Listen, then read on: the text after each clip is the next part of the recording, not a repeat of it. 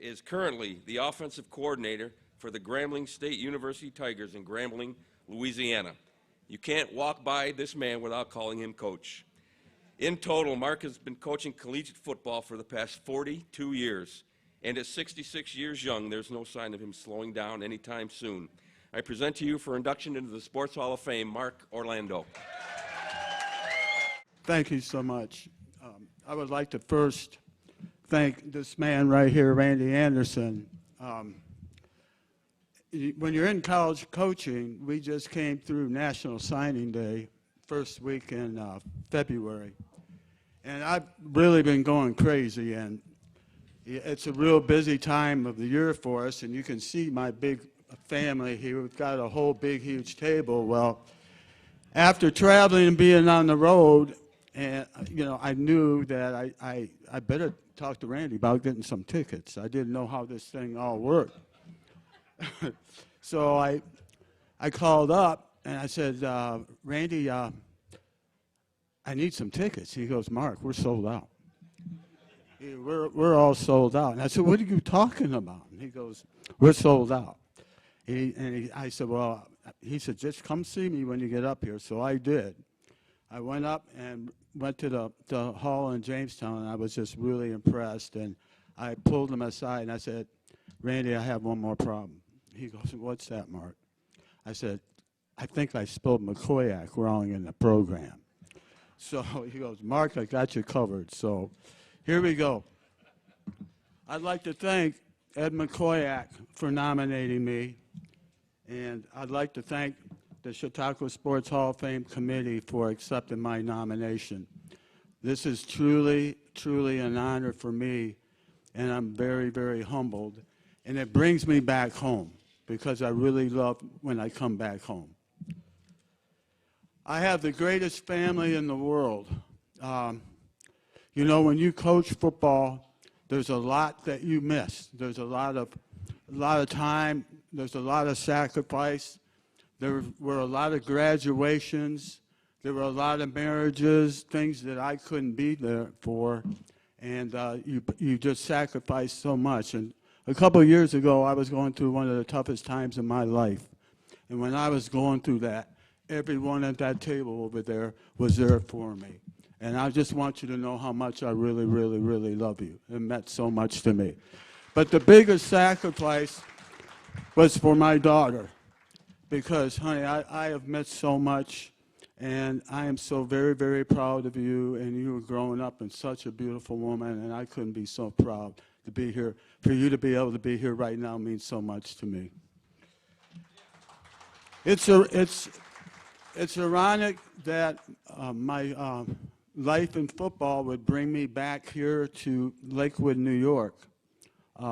55 years ago, I played for the first Westfield Midget League football team, and I played quarterback. And our first game was against Lakewood, and I'll never forget, we were all excited. We came over, and my first play call was 26 crossbuck, and it went for a 76-yard touchdown. And I go, oh, my God. And all of a sudden, I realized after that was, well, let's put it this way, that was the last score we had of the day. And so we got our butts kicked, and but like every 12-year-old boy at that time, I had a dream, and that dream was to become a professional football player and someday come back and quarterback the Buffalo Bills. I'd like to acknowledge a fellow inductee in here that without this man, I wouldn't be here right now, and that's my head football coach at Carlo Mazzeni, Coach Bob Moscato.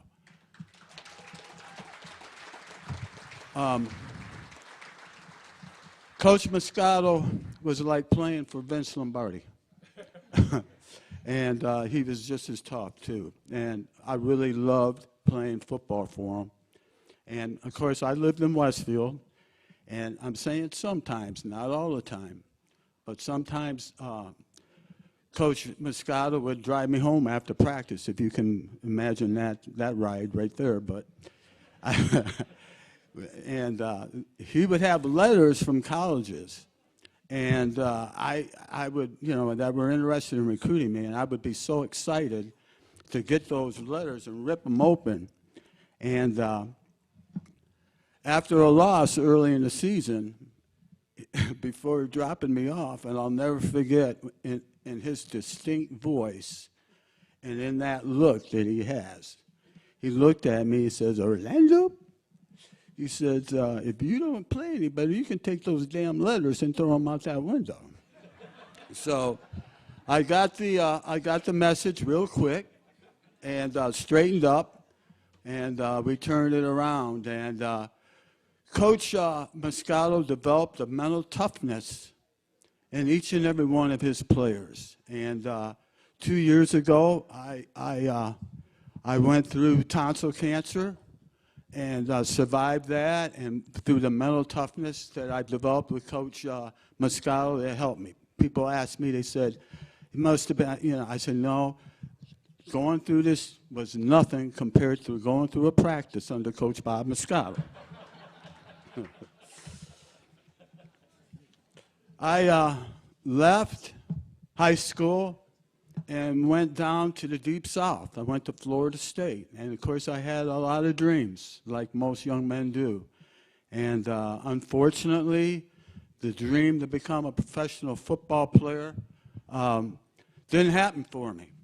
I had a chance to play, but it just didn't happen. But another passion did, and that was the passion to coach football, coach college football.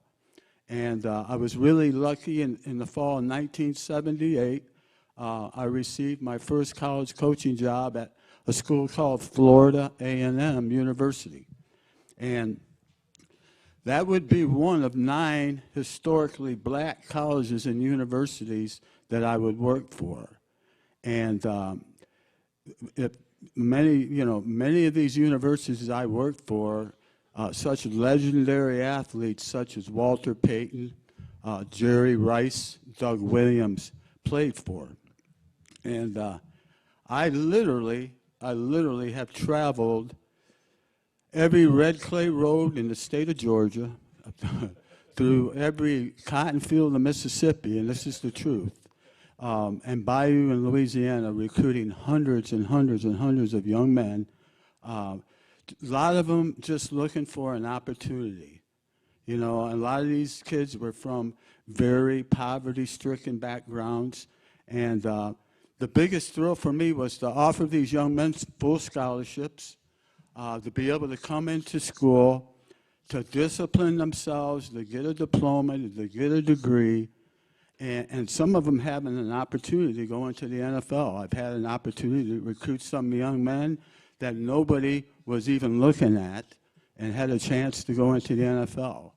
A lot of them have gotten into the coaching ranks, and so I'm very proud to this day to still be able to mentor them, and it just means so much to me. There's a quote by Dabo Sweeney. I think I pronounced it right, Dabo Sweeney. Anyways, whenever he talks, everybody should listen because he makes about $9.5 million a year. But I came across this quote by him, and it sums up my coaching career. His quote is, "Coaching is about love. It's not about discipline. It's not about knowledge. It's about love. And if you really, really love them, you can discipline them. If you really, really love them, you can yell at them and laugh about it later." And I can honestly say that I've really, truly, truly loved the kids that I have coached, the young men that I have coached. And I mean that sincerely. I'm currently the offensive coordinator at Grambling State University, which has an unbelievable tradition. Coach Eddie Robinson, and it was, I used to coach against them. I coached at Southern University, and we used to whip Grambling's butt every year on that Bayou Classic. And I thought I was going to retire, but Coach Fobbs called me, and I couldn't believe the tradition there. And I remember the first morning of our first football game, And we were standing there, and all the kids came in, and they started to sing this spiritual song. And the words to this spiritual song goes like this. It was, "Come to our Father's house. It's a big, big house with big, big rooms, with a big, big table with lots of food, and a big, big yard where we play football." And the words to that song brought me back to 271 East Main Street down in Westfield. Because if you knew my dad and mom, George and Evelyn Orlando, you knew that the doors would always be open, there'd be plenty of food, spaghetti, on the table, and we would be out in the yard playing football. From these yards, the journey still continues. I'm still coaching. There's many more diamonds in the rough out there to be cut and polished, degrees to be earned, games to be won. To the Chautauqua Sports County Hall of Fame, I am truly, truly honored and humbled, and I will wear my ring with pride and dignity. To Coach Moscato, Coach, we knew you really, really loved us, so we didn't mind all that yelling, Coach. And again, thank you and God bless.